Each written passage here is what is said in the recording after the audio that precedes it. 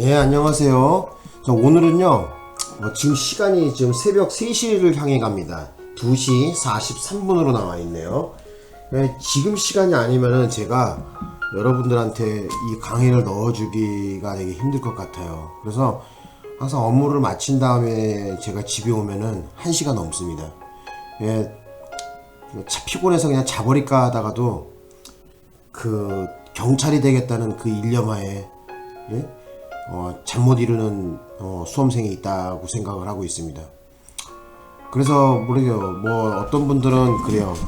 네가 변호사도 아니고 뭐도 아닌 놈이 뭐 이런 거 해서 뭐 하냐고 하시는 분들 많아요. 근데 저는 참 제가 예전에 경찰 공부할 때는 그냥 삼류 선생이라도 그냥 내 기출 문제 좀 풀어주면서 좀 상세하게 좀 설명을 해줬으면 이런 게 항상 열망이 컸었습니다, 제가. 근데 그때마다 학원에서 이제 기출문제 풀이를 해주는데 이해도 못했는데 그냥 답 3번이고 이거 왜 3번인지 아시죠? 수업 시간에 맨날 설명했죠? 이러고 넘어간 경우가 많았어요. 그냥 간단하게 그냥 이거 기억 틀렸죠? 니은 틀렸죠? 이렇게 넘어가는 경우가 많더라고요. 그래서 나중에 내가 형법 선생이 되면은 한번 어디가 어떻게 틀렸고 좀 상세하게 좀 설명을 해주고 싶더라고요. 그러다 보니까 이렇게 유튜브 방송도 하게 됐고 또 이 늦은 시간에도 좀 뭔가를 좀 해드려야 되겠다 이런 생각도 들었습니다. 또 최근에는 또 저를 좀 많이 도와주신다고 후원해주신 분들도 많이 있고 감사하다는 말씀을 좀 드려보고 싶고요. 수험생들한테 돈은 큰 거죠, 그죠? 예, 1,000원도 크고 5,000원도 크고 한데 장장 자기 한 달 용돈 5만 원씩 해갖고 주시는 분도 있었어요. 그 정인천 씨라고 그분도 저한테 많이 후원하시고 그러더라고요. 너무 감사하더라고요. 또 누구죠? 그분도 있죠. 송소은 씨라고 하나요? 예, 그분도 후원금도 자주 주시고 그러더라고요. 5만 원씩 몇 번씩 저한테 주시고 하더라고요. 거기에 좀 보답을 해드려야 되는데 제가 일이 다 바쁘다 보니까 제 직업이 형법 강사가 아니죠. 그러다 보니까 짬을 내기가 되게 힘듭니다, 제가. 그래서 지금 시간이 아니면은 어떻게 방법이 없더라고요. 가족들은 다 지금 자고 있고 제가 컴퓨터를 켰어요. 자, 그런 쓸데없는 얘기 그만하고 이제 여러분들한테 조금이라도 좀 도움 되고 싶습니다. 자, 그러면 21번에 대한 문제를 풀어보겠습니다. 계산제에 대한 설명으로 옳은 거 맞는 거는 모두 몇 개냐 그랬거든요. 정답은 맞는 건 하나도 없습니다. 다 틀렸어요. 예.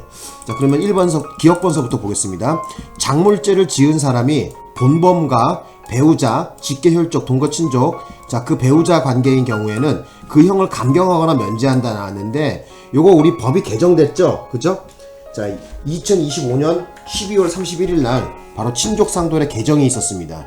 자, 그때 바로 이 조항이 그죠? 개정이 됐는데 지금 필요적으로 반드시 형을 감경하거나 면제할 수 있다가 아니라 한다였었어요. 예전 거는. 그런데 지금 어떻게 바뀌었냐면은 감경하거나 면제할 수 있다 해서 임의적으로 바뀌었어요. 임의적으로. 네? 그거를 좀 알아두셔야 될 것 같아요. 그죠? 예. 그래서 여기다가 제가 화면을 바꿔서 설명을 좀 드려볼게요. 자, 봅시다. 자, 여기 이렇게 바꿔볼게요. 그래서 1번, 그죠? 기억번이라고 해야 되겠죠? 그죠? 네, 기억번. 자, 그래서 여기 보면 기억번이라고 이렇게 해놓고 기억번에 대한 해설을 드리면 해설이라고 말 쓸 필요도 없어, 그죠? 그래서 어떻게 된다는 거야, 그죠? 형을 감경하거나 면제한다가 아니라 어떻게 고쳐야지 돼, 이걸. 자, 형을 감경하거나 면제할 수 있다 이렇게 해서 이렇게 임의적으로 바뀌었어요. 그래서 필요적 규정에서 그죠? 필요적 규정에서 임의적 규정으로 바뀌었다는 거예요. 예? 그거를 좀 알아두셔야 될 것 같아요. 되셨나요? 요 부분이 틀렸습니다. 그래서 임의적으로 바뀌었다는 거. 자, 그 개정이 언제 됐다고요? 자, 2024년도 몇 월? 자, 24년도가 아니죠. 25년도 2025년도 자 12월 31일 날 바로 개정이 됐습니다. 네, 요걸 좀 알아두셔야 될 것 같아요. 그래서 친족상돌에 관련돼 갖고 법이 개정됐었는데, 자 예전 법에는 자 형을 감경하거나 면제한다 해갖고 필요적 규정이었는데, 자 어떻게 바뀌었다고요? 형을 감경하거나 면제할 수 있다 해서 임의적으로 바뀌었다는 거예요. 요거 중요합니다. 임의적이냐 필요적이냐 왜 중요하냐면요, 필요적인 것은 반드시 깎아줘야 되는 거예요. 깎아주거나 면제해야 된다는 거고요. 임의적으로 바뀌었다는 것은 바로 감경할 수도 있고 면제할 수도 있다. 그래서 이 판사의 재량, 그죠? 상황에 따라 다르다는 거예요. 그죠? 네, 그렇게 바뀌었다는 거 좀 알아두십시오. 그죠? 친족상돌에 관련돼서 개정 부분은 꼭 알고 가셔야 됩니다. 시험에 바로 나오죠. 그죠? 예. 자, 이제 두 번째 보겠습니다. 자, 두 번째. 니은번. 갑이 술집을 운영하는 A로부터 술값 26만원의 지급을 요구받자 A를 유인 폭행하여 술값의 지급을 면하기로 마음먹고 A를 모 아파트 부근 골목으로 유인한 후 A의 어깨 부위를 붙잡아 밀치고 발로 다리를 걸어 바닥에 넘어뜨리는 등 반항하지 못하게 한 다음 그대로 도주했답니다. 자, 이 경우에 바로 중강도가 되냐 안 되냐 했는데, 이 경우엔 중강도가 안 돼. 예?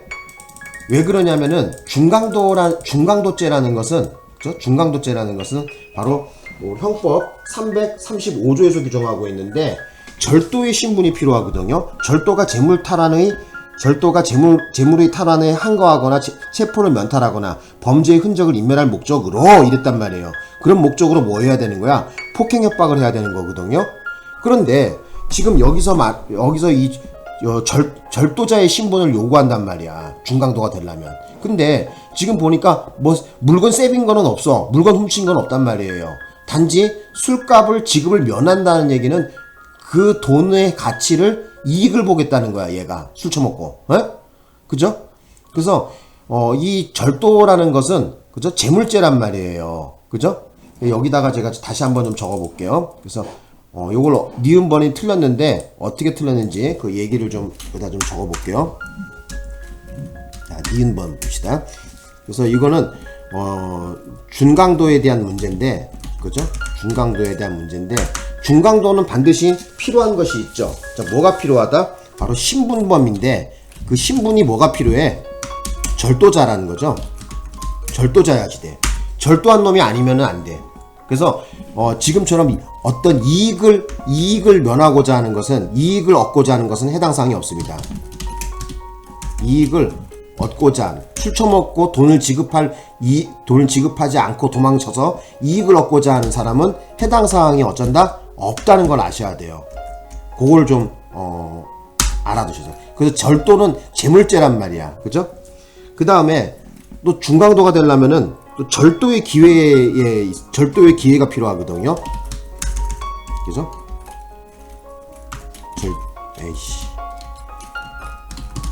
절도의 기회가 필요하고, 그죠? 중강도가 되려면 절도의 기회가 필요해요. 그래서 물건을 훔친 상태에서 실행의 착수에 들어가갖고, 그죠? 실행의 착수만 있으면 되는 거겠죠? 그죠? 그래서 여기다가 적어볼게요. 뭐 어쩐다고? 실행의 착수만 있으면 돼. 실행의 착수. 그러니까 물건을 손아귀에 넣거나 어떤 물건을 물색해서 그것을 가져가기 일부 직전까지 갔을 때 바로 절도의 실행의 착수죠. 그죠? 실행의 착수가 있어야 되겠고, 자, 그 다음에 또 아셔야 되는 게 뭐냐면은, 중강도가 되려면은 목적범이기 때문에, 그죠? 어떤 목적을 갖고 있어야지 돼?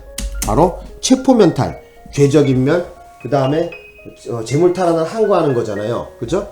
그래서 여기다가 적어보겠습니다. 자, 체포면탈이라고 하면 적어볼게요. 하나만 적어볼게요. 체포면탈.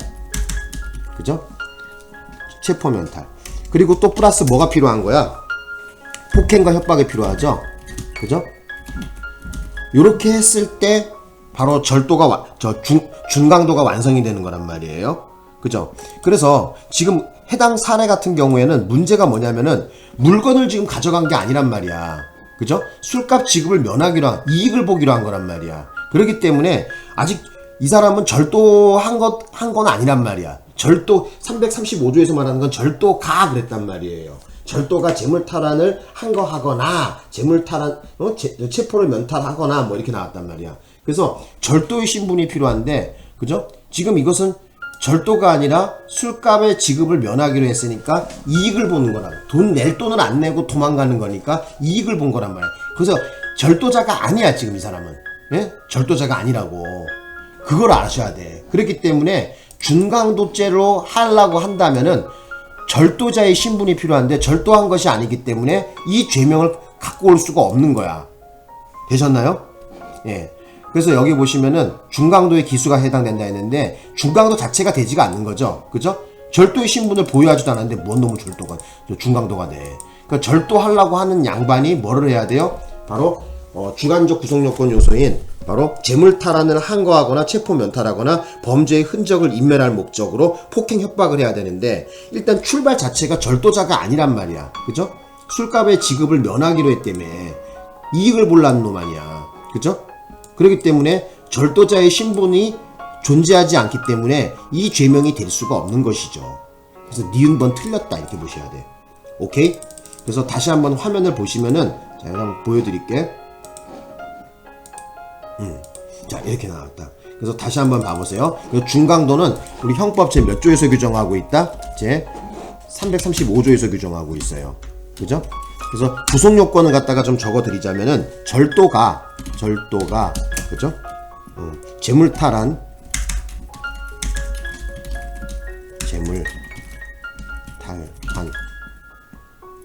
항거하거나 그죠? 체포를 면탈하거나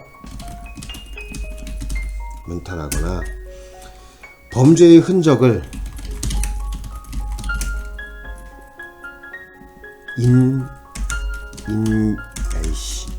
인멸할 목적으로 폭행과 뭐라고? 협박 폭행 또는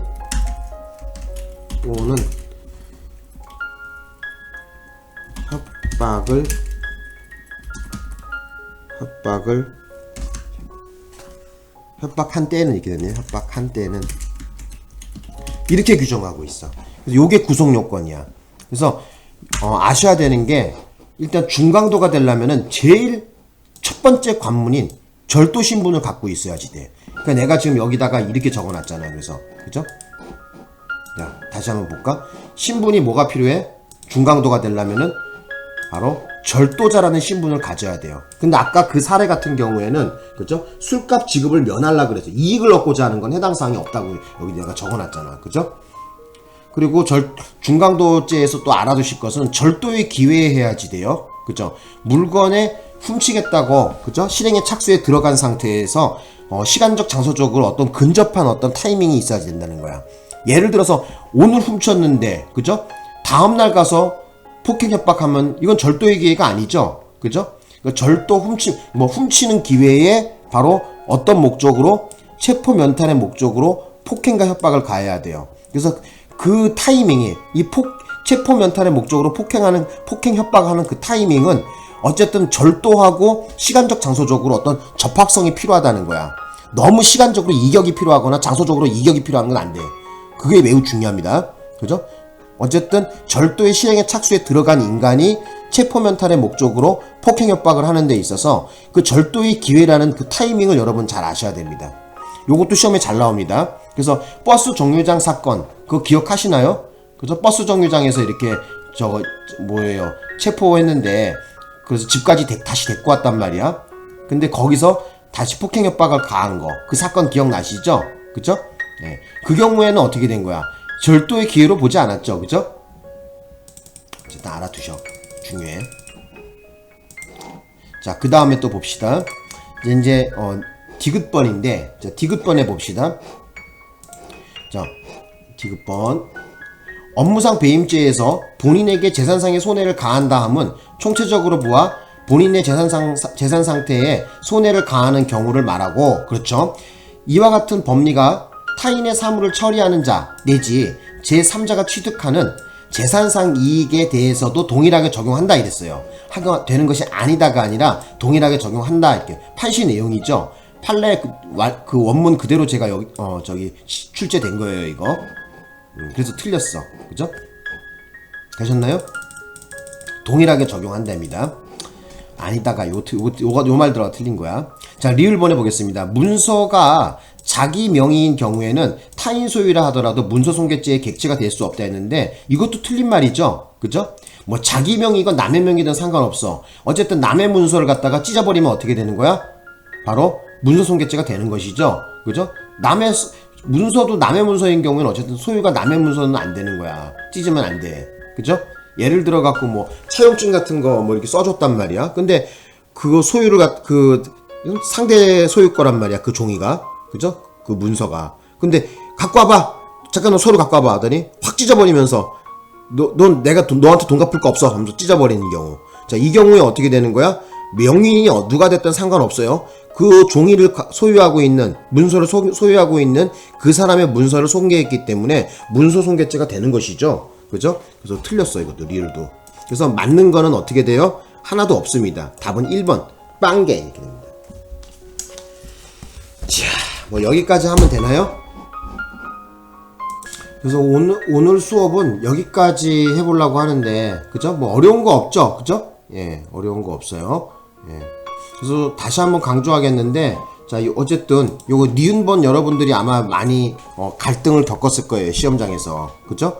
예. 그래서 다시 한번 말씀드리는데, 자, 이 준강도가 되려면 아까 필요한 게 뭐라고요? 일단 신분이 필요하고 절도의 기회라는 것이 필요하고, 그 다음에 주관적 구성요건 요소로서 바로 어떤 목적? 바로 목적범이기 때문에 체포 면탈, 죄적 인멸, 재물탈환한 거, 이 세 개의 목적이 필요하고, 또 그 다음에 뭐가 필요해? 바로 폭행과 협박이 필요합니다. 그런데 제1관문인 바로 절도가 그랬는데 절도가 아니란 말이야, 이 사람은, 그죠? 물건을 가져간 게 아니란 말이야, 그죠? 이익을 얻고자 하는 놈이죠. 그렇기 때문에 중강도에서 요구하는 절도의 신분이 아니기 때문에 어쨌든 니은번은 중강도죄라는 이런 죄명이 나올 수가 없습니다. 자, 오늘 수업 여기까지 하겠습니다. 고맙습니다.